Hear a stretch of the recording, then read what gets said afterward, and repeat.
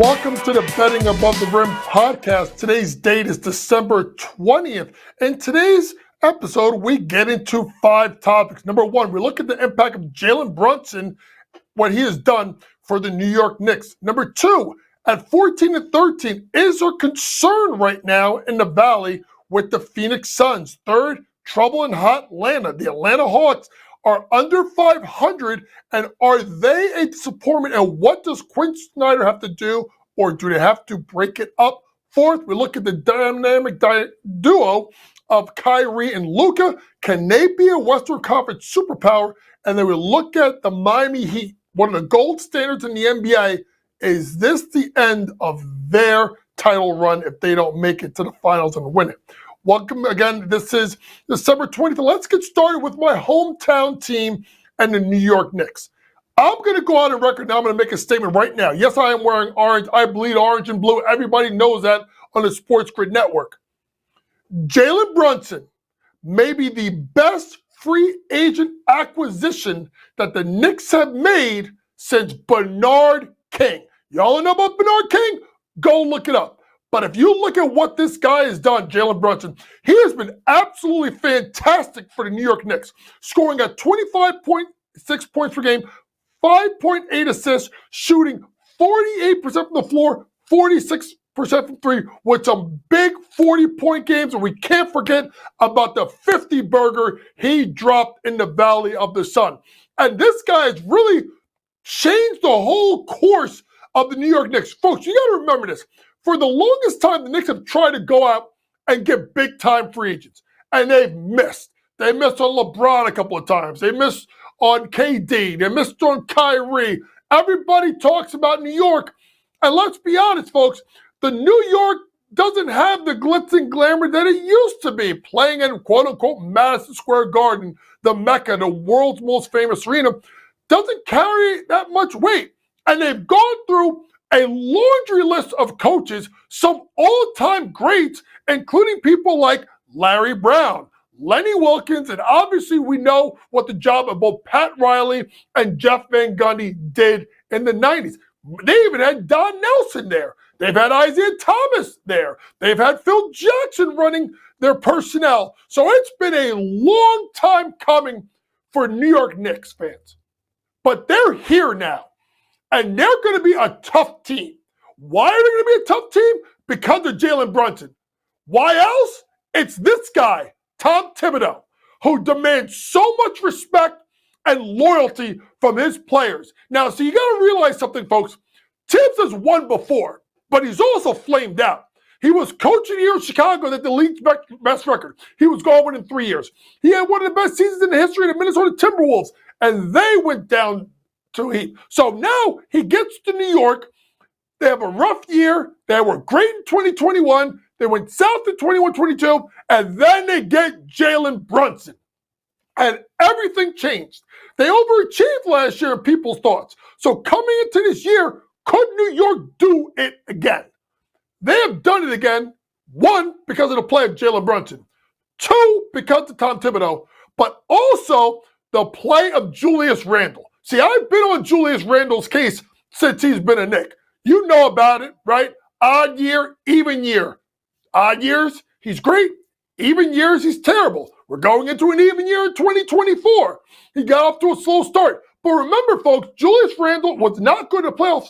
He was hurt. He had an ankle injury. He's been dealing with the ankle injury to begin the season. So since the season has kind of kicked off, Julius Randle has been absolutely fantastic for the Knicks. Now, let's go to a guy that's got to be a little bit more consistent, and a guy in R.J. Barrett. Now in his 5th year, he's got the money. Can R.J. be effective, right, as regards to a number 3 scorer, right? Catch and shoot 3, slashing lefty. So he has done okay in spots. Now, they're missing the big man, Mitchell Robinson, who's out for 8 to 10 weeks with an injury. Let's see how they hold the fort. Remember, folks, Mitchell Robinson is the best offensive rebounder in the NBA, and he's one of the best rim protectors. But Mitch gets hurt a lot. So we have to see what happens with Mitchell Robinson when he comes back. Right now, Isaiah Hartenstein is holding down the fort, one of the best backups in the in the league.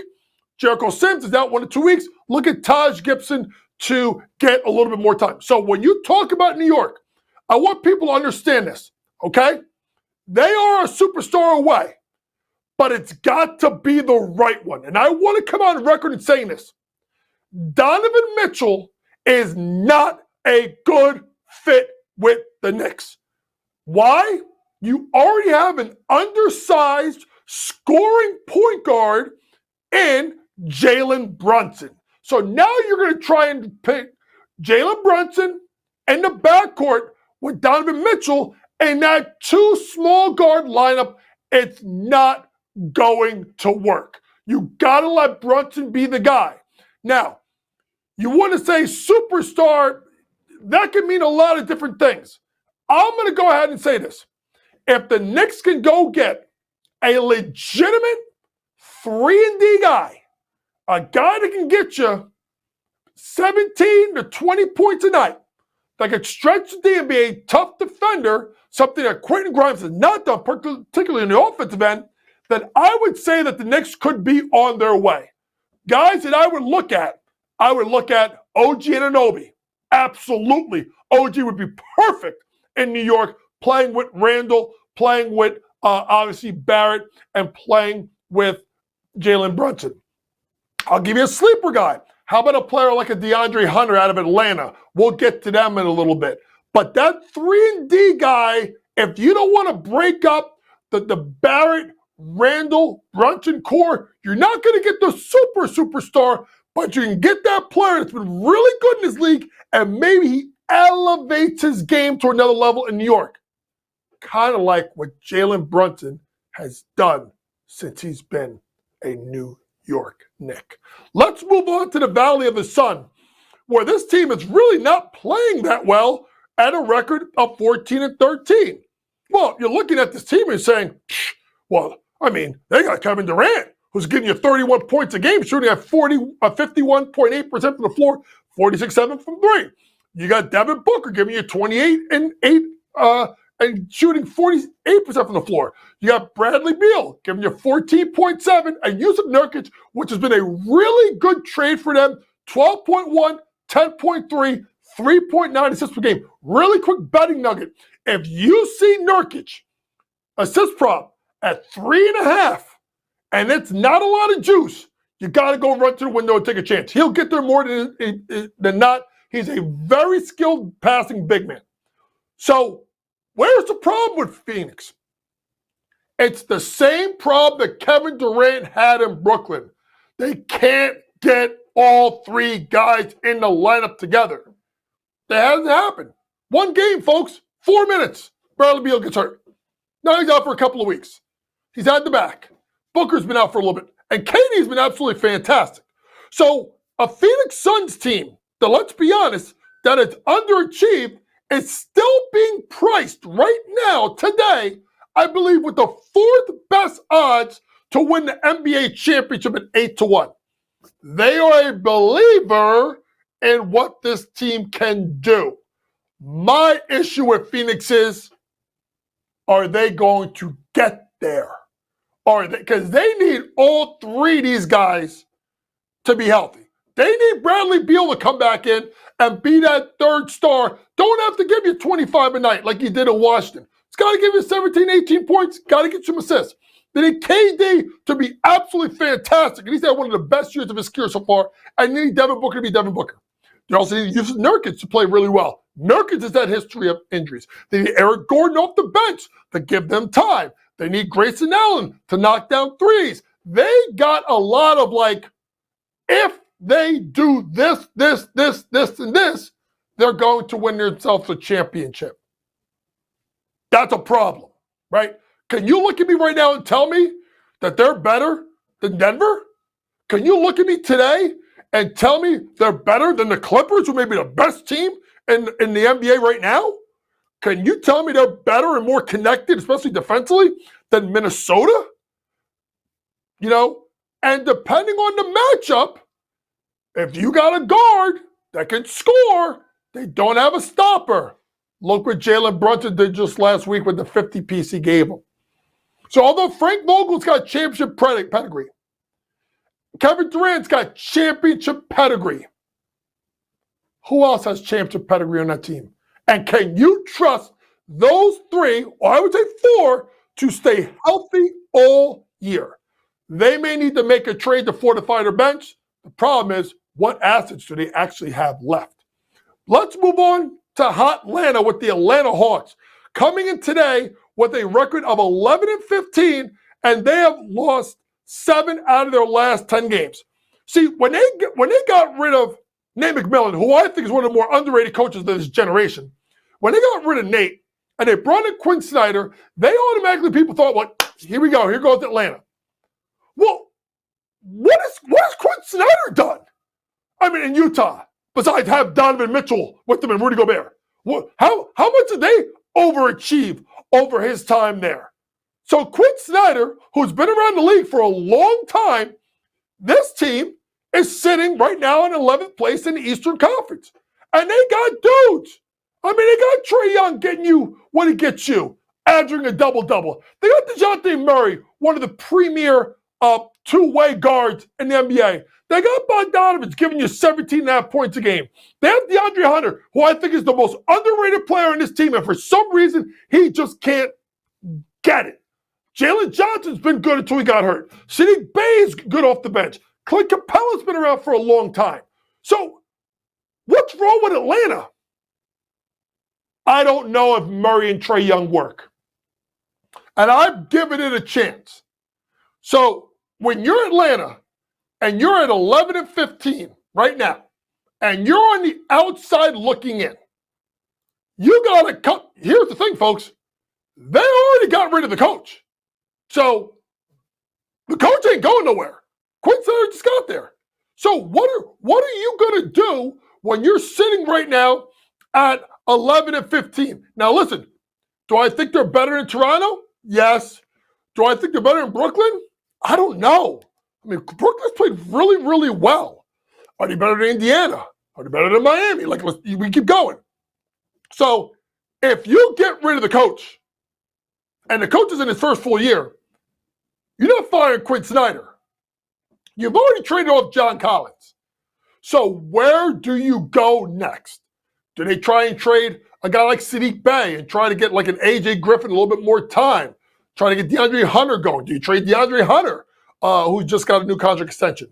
So it'll be interesting to see what happens in Atlanta, but you got to look at them and say, they are a playing team? Folks, they're a playing team if they get to the play-in. And honestly, they can maybe pass Toronto. The only way they pass the Nets, to be honest with you, is because of the schedule of them being in the Southeast and the Nets being in the Atlantic. And the Nets got to play, obviously, Philadelphia, New York, Boston, and Toronto. That is going to be the advantage, whereas a team like Atlanta has to obviously go through teams like Charlotte and teams like Washington in their division. That's the only way that happens, because Orlando's playing really well, and then we'll talk about Miami in a little bit. But keep an eye on Atlanta, folks. It could be interesting. They could have to break this team up, and you don't know if it's one of the guards, or is it like a Sadiq Bey or a DeAndre Hunter. But change may have to come in Atlanta if they don't turn this season around. Let's move on to Dallas and the dynamic duo of Luka Doncic and Kyrie Irving.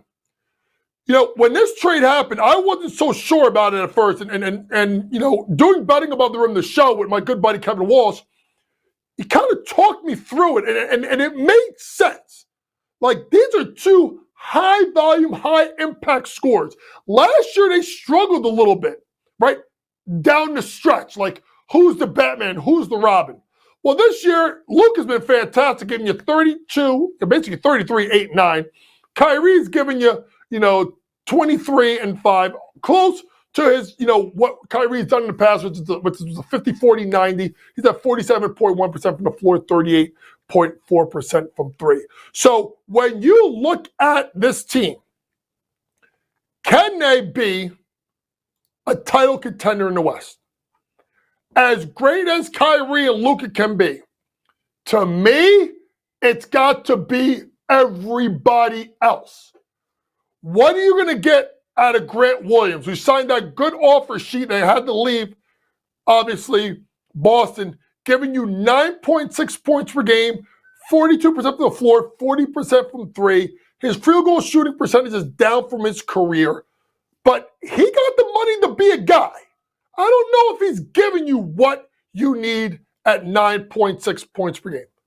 What about Tim Hardaway, coming off the bench, is one of the best 6 men in the league, giving you 17.3, 41, 36.6 from three. Timmy's had a great year, but Timmy has spells where he goes cold, and that could be a problem with that second unit when he has games when he goes off. He can give you the 8 points in the loss that he had to Denver on Monday, or he can give you 25 when he gave you 2 days before at Portland, or the 10 he gave you versus Minnesota, or the 32 he gave you versus the Lakers. This is Tim Hardaway, folks, and this is what he's going to give you night in and night out. Although he's been great at times, he has had rough games, and you get worried about him in the playoffs.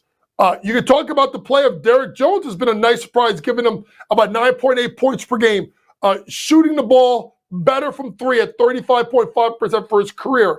See, to me, Dallas misses the ancillary guys, right? The Brunsons, the Dimwitties, Seth Curry's only giving you 4.5. He's giving you spots big in his career. So to me, it's the ancillary guys that's going to dictate what happens with this Dallas Mavericks team. Luka's going to be Luka, which is a top 5 player in the NBA. Kyrie is going to be Kyrie. With his head screwed on straight, he's a top 20 guy in the NBA. You got 2 top 20 guys. It's everybody else below the top 2 stars that's going to dictate whether they are a title contender or not. To me, in the West, there is at least, I would say, 2 to 3. You got to say that Denver. You got to say, obviously, a team like Minnesota. And to me, the Clippers. There are 3 teams to me that are better than the Dallas Mavericks. And looking at the odds right here, as you can see, even the books don't think so, because they have Denver, Phoenix, the Clippers, the Timberwolves, and the Lakers, all 5 of those teams ahead of Dallas. It'll be interesting to watch, because the way Luka plays, you want to maximize his career. What does Dallas do at the deadline to try and address some of their needs? Let's end with one of the gold standards. We've talked about one of the gold standards before in Golden State. Let's talk about the Miami Heat, which has been a proud franchise for a long time, with what I think is the best coach in the NBA in Eric Spoelstra. If you look at their history, right, over the last couple of years, right, 44-29 in 1920, 40-32 in 2021, 53-29 in 22-23, 15-12 this year. So when you look at a team like Miami, and I'm sorry, Miami was 44-38 last year. Remember, folks, they had to work their way and they had to go into the play-in tournament. So 44-38 was their record in 22-23. That is obviously my error there with that. So sorry about that. But when you look at Miami, is their window done if they don't win it this year? It's an interesting case to make, folks, because they have a combination of youth with guys like Tyler Hero, but they got guys like Jimmy Butler, who's been around the block, who's at age 34. How many years is Jimmy Butler going to give you? So playing really well as of late, giving you 21.5 points per game, right? 22.8 in his last 10. So he's been playing better, got off to a little bit of a slow start, right? You can talk about the player Bam Adebayo, who's been, I think, the best year of his career, giving you 22.2, 9.7, where career averages of 15 and 8.5. Bam is playing himself in a possible all-NBA season out of Kentucky at the age of 26. We know about Tyler Hero. You know, and Tyler Hero was the subject of trades. They never wanted to trade him. Tyler Hero's been good, y'all. 23.1, but Tyler Hero's missed some time. He missed some time, just had his first game back, 25 points in a 112-108 loss that they had Monday night. So they got pieces, but they don't have enough. See, they fall into that New York Knicks category, right? Of Butler, Bam, Hero. You either got to get a number one guy that's better than all of them, or you got to get a guy that slides into them that elevates the other three. They are in the same boat as the Knicks. I think they need a 3-and-D guy. You could say that maybe you could use a power forward. So, listen, Pat Riley's as good as they've been in this league as an executive and as a coach. Spo's as good as he's been for a long time. Best in the league right now, in my opinion. But you win with players. Miami, although they've gotten good contributions, added Josh Richardson. Jaime Jaquez, has been a great rookie. Right now, third in the NBA in Rookie of the Year voting. And think about this, folks. Like, when Jaime Jaquez got drafted, people were like, why did he draft Jaime Jaquez? I remember on draft night with Ben Stevens and Kevin Walsh. And when that happened, the three of us looked at each other and said, it's going to work out because that's what Miami does. But they need more guys. It'll be interesting to see what Miami does at the trade deadline. Remember, Kyle Lowry's a free agent at the end of the year. You remember they were in the Dame sweepstakes. They won a Dame. So what does Miami do coming down the pipe? Do they trade Lowry to upgrade the point guard spot, which would be a way to improve the team as well? Or they go with the power forward spot, bring Caleb Martin off the bench? It will be interesting to see what happens there. Thank you for listening to the Betting Above the Rim podcast for today's date of December the 20th. For all your information, please download the SportsGrid app, available on iOS and Android. This app gives you all the information you need for your sports betting, or just sports in general. In-game, pre-game, post-game, picks, predictions, projections from the best in the sports industry and sports gambling. Next podcast, ho, ho, ho, Christmas Day. And what are we going to do Christmas Day, folks? How about we line up all the contenders, and Coach Young from My Vantage Sports, the coach, says, what does each team need to get their team over the hump? This has been the Betting Above the Rim podcast. Next episode, we'll see you on Christmas Day. Remember, folks, it's smarter to be on SportsGrid. Good night.